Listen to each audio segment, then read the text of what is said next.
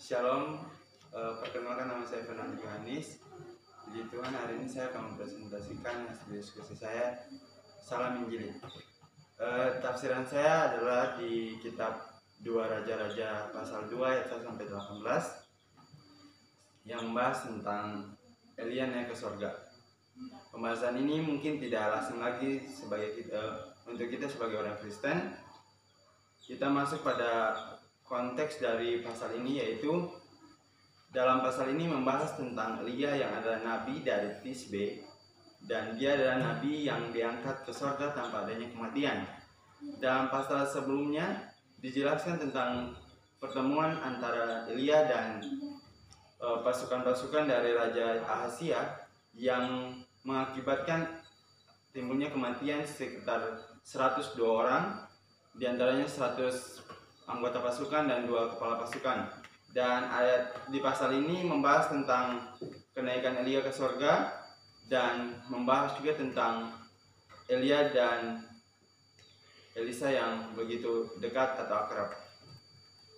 Dalam tafsiran ini saya membagikan dalam 3 bagian penting, yaitu yang pertama tentang menjelang kenaikan Elia, yang kedua tentang kenaikan Elia ke surga, dan ketiga tentang setelah kenaikan Elia ke surga.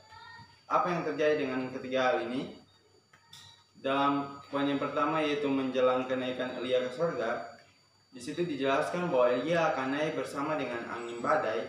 Bapak Ibu saudara-saudari bisa buka di dalam ayat yang pertama. Di situ dijelaskan bahwa angin badai diterjemahkan dalam Kingdom James Version, dijelaskan dengan kata whirlwind, dan dalam bahasa Ibraninya yaitu sarap. Kata ini tidak menunjukkan kepada angin puting beliung atau tornado, tapi angin ini menunjuk pada badai atau gangguan atmosfer bumi. Kata ini juga dapat Bapak Ibu lihat dalam Ayub 38 ayat yang pertama. Terus di ayat yang ketiga ada kata muncul rombongan nabi yang bersama-sama dengan Elia dan Elisa.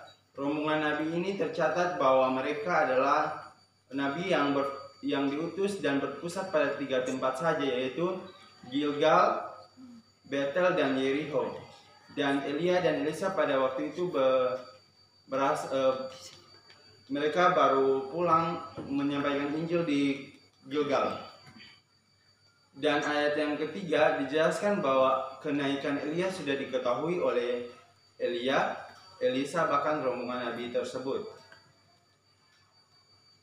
Dalam ayat yang kedua, 4, dan 6 kita bisa lihat bahwa adanya penolakan antara permintaan dan penolakan yang terjadi antara Elia dan Elisa, di mana Elia meminta agar Elisa pergi meninggalkan dia, tetapi itu dilakukan selama 3 kali, dan 3 kali itu permintaan Elia ditolak oleh Elisa juga, kan ini menunjukkan bukti ketaatan Elisa kepada Elia.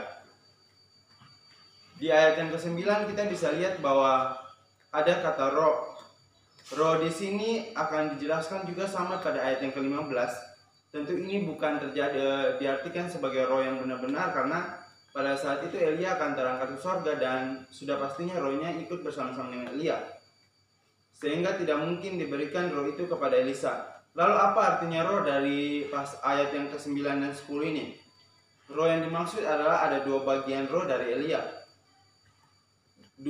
Ini berarti bahwa ada 2 kuasa rohani Elia. Sebaliknya istilah itu menunjuk kepada hubungan ayah dan anak, di mana putra sulungnya menerima 2 kali warisan dari putra lainnya, lebih besar kepadanya supaya ia dapat melanjutkan pelayanan Elia. Dan hal itu dikabulkan Allah karena Allah tahu bahwa Elisa akan bisa tetap setia kepada Allah. Terus poin yang kedua yaitu kenaikan Elia ke surga.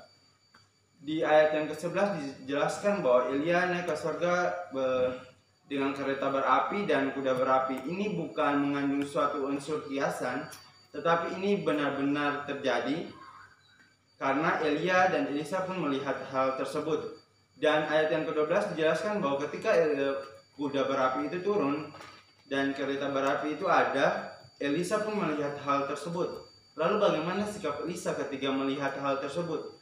Ketika Elia pergi bersama dengan kereta berapi itu, Elisa sempat berteriak kepada Elia bahwa "Bapakku, Bapakku." Arti ini bahwa adanya kedekatan antara nabi muda dan nabi tua yang artinya bahwa Elisa adalah nabi muda dan Elia adalah nabi yang sudah tua dengan sebutan Bapak. Istilah ini juga disebutkan dalam 2 Raja-Raja pasal 6 ayat yang ke-21. Terus sikap yang dilakukan Elisa adalah ia menyobek pakaiannya. Istilah menyobek pakaian ini terjadi juga dalam Kejadian 37 ayat 29 yang mengandung arti bahwa ini menunjukkan kepada sikap yang mengandung unsur sedih. Dan ini umum terjadi dalam Perjanjian Lama yang selalu menunjukkan bahwa ada rasa yang terjadi dalam hati melalui tindakan yang lahiriah. Terus poin yang ketiga yaitu setelah kenaikan Elia ke surga. Ada poin penting yang kita pelajari sebagai orang Kristen, bagaimana ketika setelah kenaikan Elia ke surga sesuatu terjadi, yaitu Elisa yang adalah hamba Elia meniru apa yang dilakukan Elia sebelumnya.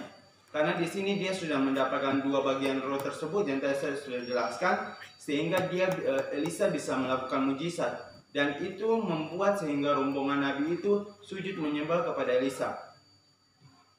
Terus hal yang terjadi juga adalah rombongan nabi itu tidak percaya kalau Elia sudah terangkat ke surga. Mereka meyakinkan bahwa Elia hanya mati, sehingga mereka mencari mayat Elia, dan hal ini saya anggap adalah suatu hal yang bodoh karena mereka berpikir Elia dikubur, jadi mereka masih mencari mayatnya untuk memakamkan Elia. Terus kesimpulan yang menjadi poin penting bagi kita adalah kita harus ini menunjukkan bahwa Elia naik ke surga akan dilakukan juga oleh Yesus pada perjanjian baru nanti. Dan ini menjadi poin penting bagi kita sebagai orang Kristen bahwa Elia salah satu nabi yang harus kita pelajari dalam kehidupan kita. Demikian presentasi saya. Tuhan Yesus memberkati. Salam Injili.